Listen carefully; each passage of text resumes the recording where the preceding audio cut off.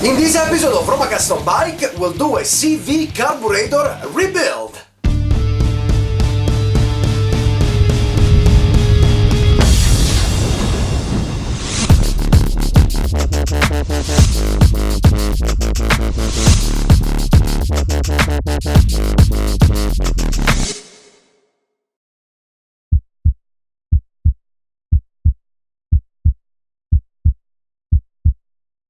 Hi guys, I'm Custom Chess for Roma Custom Bike, and in this episode we're gonna get a little bit technical.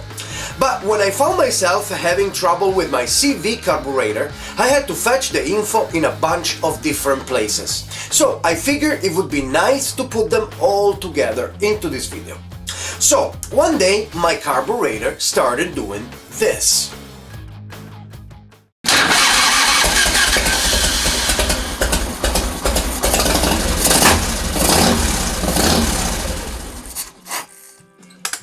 Now, you're seeing the problem back in the shop, but this started happening while I was driving on a Roman freeway and I had to keep the throttle fully open the entire ride home, otherwise the engine would die. A nightmare. But after discussing the possible causes with a bunch of people with a lot more experience than me, I figure it must have something to do with the float, and to proceed with the full carb rebuild.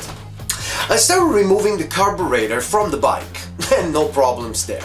I'll skip over this part, because if you can't figure out how to take your carb out, then you have no business opening that thing.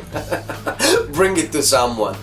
But anyway, I already prepared all the replacement part contained in a standard rebuild kit I got from Custom Chrome, so let's get to work.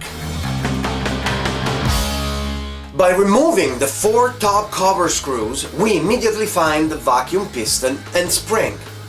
Now we'll remove those along with the jet needle, so you can inspect the membrane. I'm going to replace it, but you might not have to if it's in good shape and intact. To check for holes and rips, just hold it to a light and stretch it a bit.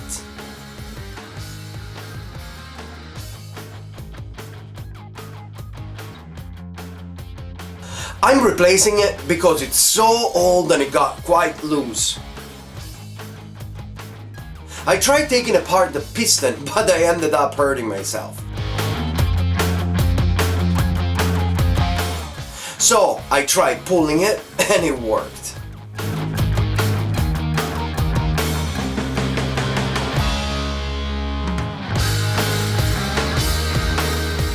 To install the new one, I used a little bit of motor oil to lubricate the edge for an easier insertion in the piston. Wow, that did not come out right, did it?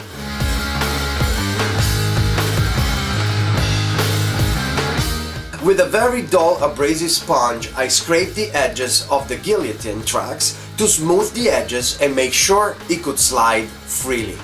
In just about 10 minutes, the top side of the carburetor is serviced. After cleaning everything else, including the needle jet, it's time to reassemble. The membrane has to sit snugly into the groove on the body of the carburetor. My old one was so stretched that it didn't fit anymore, and so that's why I changed it. To wrap up this side, just screw back the cover and don't forget the throttle cable bracket, just like I did.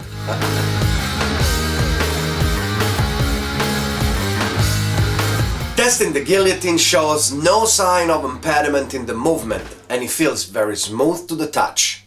Since we're halfway through the job, let me take a moment to remind you to subscribe to the channel to receive updates on new videos and support Roma Custom Bike.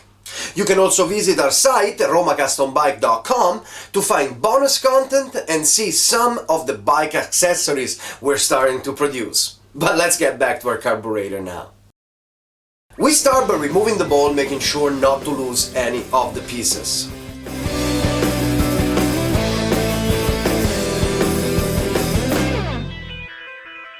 Since I'm at it, I'm taking everything apart to give it a thorough cleaning.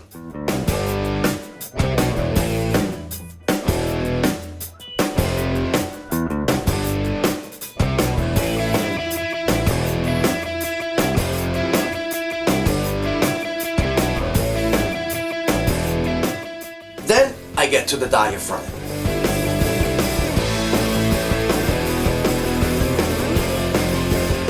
It works pretty much like the guillotine assembly, with the spring and a membrane. The difference is that the diaphragm drives a spray of fuel that shoots right into the engine every time you twist the throttle. The O-ring on the cover looks square, so it gets replaced, as well as the diaphragm, although it still looks pretty good.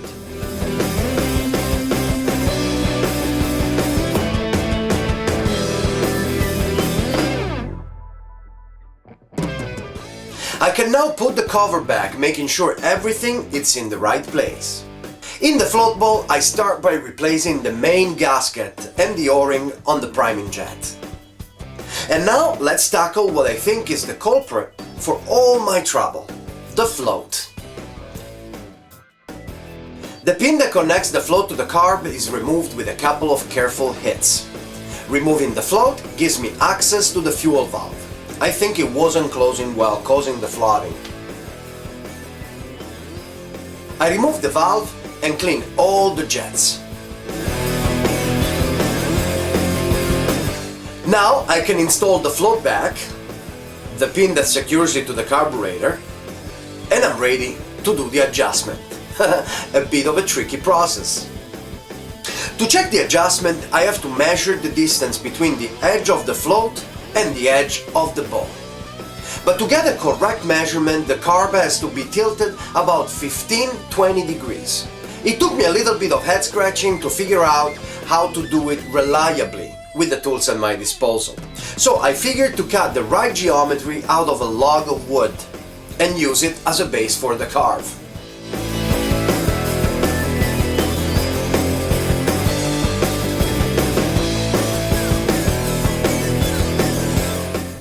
Now that I'm sure that the carb is at 15 degrees, I can take the measurement.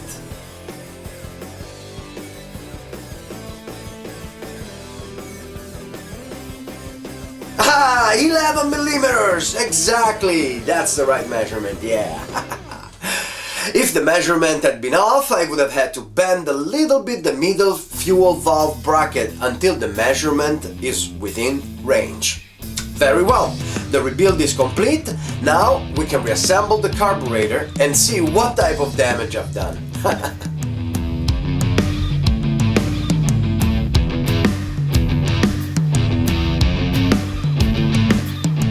I also replaced the gasket on the manifold and reconnect the carb to the bike, starting with the throttle control and reconnecting the fuel line.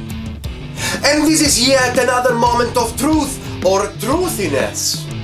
Well, I feel it in my gut, so truthiness. In the history of Roma Custom Bike, will it start? Ha!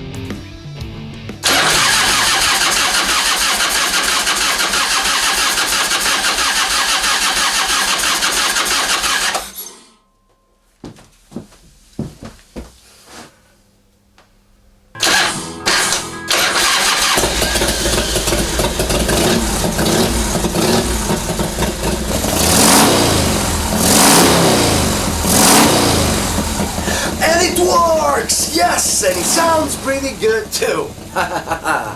Now I have a very special assistant helping me with the assembly of the air filter box. And you know, you've gotta train them young. It took me about an hour to do, and it was a very nice project. So remember to subscribe, leave a comment, press the like button, and share. We need your support to grow the channel so that we can keep doing what we do. So that's it for today, you guys. I'm Custom Chaz, and I'll see you in the next episode of Roma Custom Bike.